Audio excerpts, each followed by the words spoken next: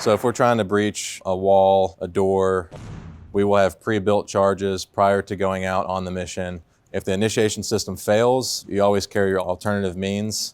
That way you can rapidly attempt to initiate that breach. Hi, I'm Sergeant First Class Jacob Braun. I'm a platoon sergeant in 75th Ranger Regiment, and this is everything that a Ranger would typically carry on a night raid.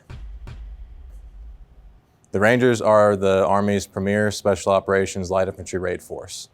We focus primarily on airfield seizures and raid type objectives. We primarily focus on nighttime raids just due to the surprise element. We rapidly overcome the objective, do what we need to do, and then rapidly withdraw from the target objective, typically in one period of darkness. I've served 12 years in the Ranger Regiment. I've deployed 9 times, and I've used this exact equipment sitting here numerous times on night raids to accomplish the mission. Right here you have your aviator's kit bag. This is something that typically every Ranger will use to transport their gear when we travel. This bag contains everything that I would typically take as a Ranger platoon sergeant on a point raid objective. Okay, so I'll start off with my ballistic helmet. It has a variety of objects attached to it, so we'll go ahead and start off with the front of the helmet. So right here you're going to see your PVS 31s. These are night vision goggles. They're white phosphorus and they give us the ability to see at night. As you come to the rear of the helmet, you're going to see these peltors, ear protection. They also, you can see the wires. Those will plug into my radios and communications equipment that you'll see later on my plate carrier.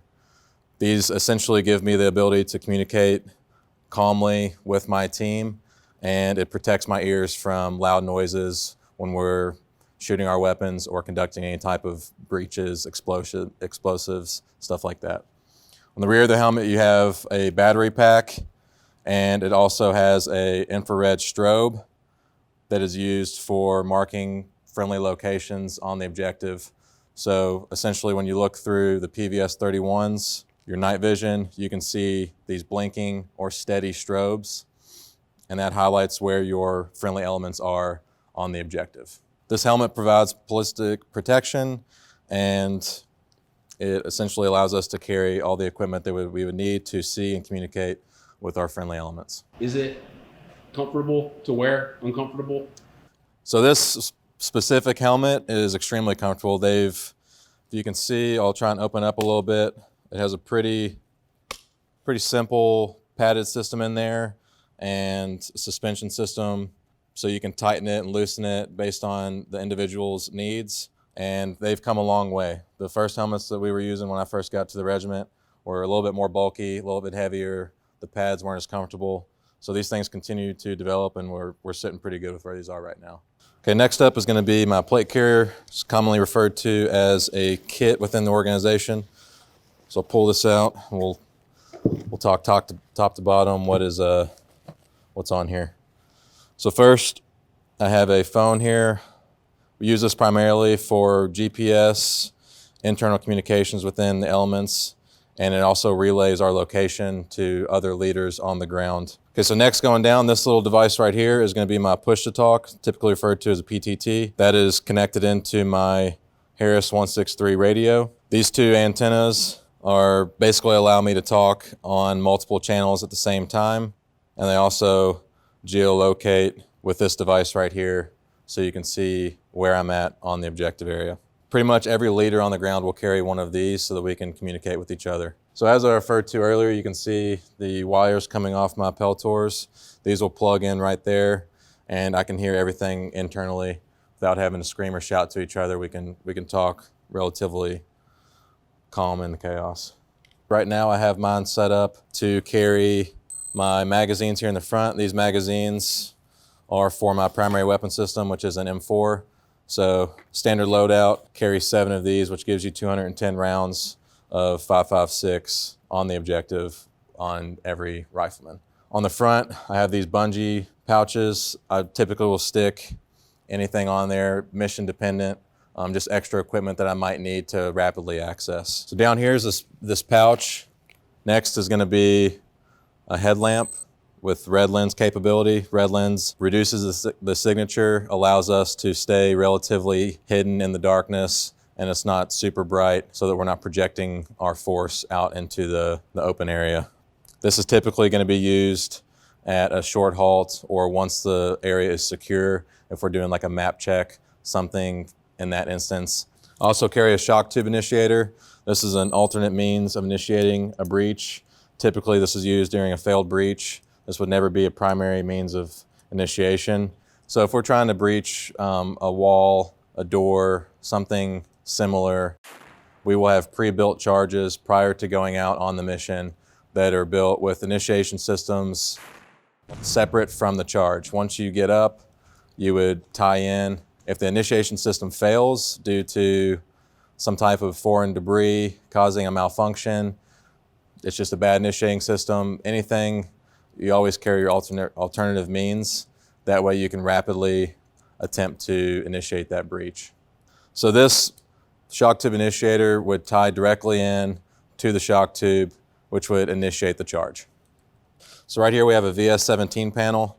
This is utilized to signal friendly forces on the objective and also signal aircraft. So as you can see, it's extremely visible. If I was trying to signal somebody, I could just basically hold it up, flash it, and get somebody's attention without needing to be super overt. Next in here is going to be just a standard lensatic compass. Like I said, we typically will navigate using modern technology, but it pays to have something like this on hand just to confirm, especially if you're talking to aircraft or something in that manner. So it's just typical compass, primarily serves as a backup to more modern equipment, but every Ranger will typically have one of these on them. Spare batteries.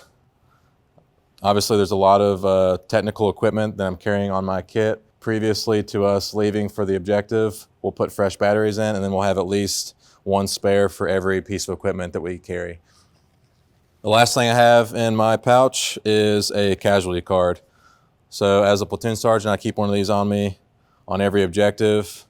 Worst case scenario, if there's multiple casualties that we need to triage and take care of, this allows me to rapidly kind of organize the chaos and get them the help they need. So it's just a brief rundown of the types of injuries they have, the level of stability that they're at that I can communicate up and request the proper assets to get them the care they need. Every Ranger will typically carry multiple tourniquets on their person that they can access with either hand in the case that they have to provide self-aid until assistance arrives or a medic. Okay, so now I'll rotate a little bit. So on the back of my kit, I'm going to have additional magazine pouches similar to what's on front. I have an additional pair of fast rope gloves rubber banded to the back of my kit. When we go out, we'll know how we're going to infill, but sometimes due to the situation, we'll have to make a call en route that we're going to fast rope. Essentially, that just means we're going to slide down a rope from a helicopter. You will want to use a specific pair of gloves to protect your hands when you're fast roping. So every Ranger will keep a pair of those, typically rubber banded to their belt or their kit that they can rapidly access. If you don't have fast rope gloves and you need to fast rope, honestly, you probably will end up not going on target that night because it is extremely dangerous. If you don't have those, it can do a lot of damage to your hands, and essentially you would become a casualty as soon as you infill due to the extreme friction burns that you would receive. You'd be combat ineffective. The rest of my plate, again, this is typically set up mission dependent. I keep mine slick on the back. That way I can wear any type of pack, carry additional equipment, or I can carry stuff off target that we might need. Other leaders might have additional pouches with additional equipment or more magazines, or they would typically carry their charges in a pouch on their rear plate. Mine's set up slick just because I typically run a little bit lighter as the platoon sergeant. I need to be more mobile, so I don't like to have a lot of gear all over my kit. And again, as you can see, I have a front and rear plate for protection, and then I have side plates as well. A majority of my vitals on my upper body are going to be covered at any given time. So the plate carrier typically weighs anywhere between 15 to 30 pounds, depending on what you're carrying. Altogether, when I'm wearing my entire kit, I usually am wearing an additional 50 to 75 pounds over body weight. So I'm weighing roughly about 300 pounds when I'm on target. This specific plate carrier is one that I've worn for the past 7 years or so. It's extremely lightweight. The shoulders, as you can see, are extremely slim profile. I can shoulder my rifle extremely comfortably, which allows me to engage accurately. So next I'm going to pull out my belt. This is typically referred to as a war belt. So this is an external belt. Velcro will attach it to my internal belt that I will wear on my pants. It has a Cobra buckle system, which allows rapid securing and unsecuring if need be. First thing you're going to notice here is my airframe tether. So any time we are riding on aircraft, this will be secured to a retention hook on the floor of the aircraft typically. It has a little bit of stretch, so we'll hook this in once we load the aircraft and we'll remain hooked in until we're ready to offload. This just keeps us safe in case there's any type of issues with the aircraft. So this is extremely important to have on at all times. Next, I have my pistol mag in my pistol mag pouch. I typically will carry one of those in addition to my pistol, which is already loaded. That gives me roughly 30 rounds of 9mm ammo as a backup to my primary weapon system. What type of pistol do you carry? We carry Glock 19s, sometimes Glock 17s, depending on what position you're in. But I typically will carry a Glock 19. This pouch right here is extremely useful. It's called a dump pouch. Every Ranger has one. They can also be rolled up and stowed. Essentially, we'll carry anything in these. Extra water bottles, food. If you're doing magazine changes, you'll stow your empty magazines here to retain them for later use. It's one of those kind of catch-all bags or pouches. Everything can then be secured with this pouch or this strap right here that goes over top and secures it. As we move further across the belt, it's pretty standard. Equipment right here is a Gerber multi-tool. This comes in handy for a variety of reasons. Obviously, it has a knife, pliers, different things that we would need to access. This is not something that I need quickly. That's why it's towards the rear of my belt, but in extreme circumstances, it could come in very handy to essentially help either fix a malfunction with my weapon system or do anything that I might need it to do. Next is my med kit. This is a standard med kit that every Ranger will have on their body. Typically, it's going to be attached either to their kit or their belt. I like to have mine on my belt because it's a little bit easier to reach with both hands. This one specifically can be removed by pulling this panel right here, and then I can move the pouch. This will be used to essentially assist a casualty once additional help arrives or if they need to do further casualty care. So this area right here is kept clean because that's typically where my pistol would go. So if I'm wearing my belt, my pistol's on my right side because I'm right-handed. That's clean, so I have unobstructed access to my pistol in case I need to draw that. And then last but not least, right here, you have a pouch for a M67 fragmentation grenade. This is a lethal munition that most leaders will carry on target. I like to have mine set up on my belt for rapid access. You can additionally carry them kind of on the front, left or right of your plate carrier, depending on which hand you are. That way it's easily retrievable.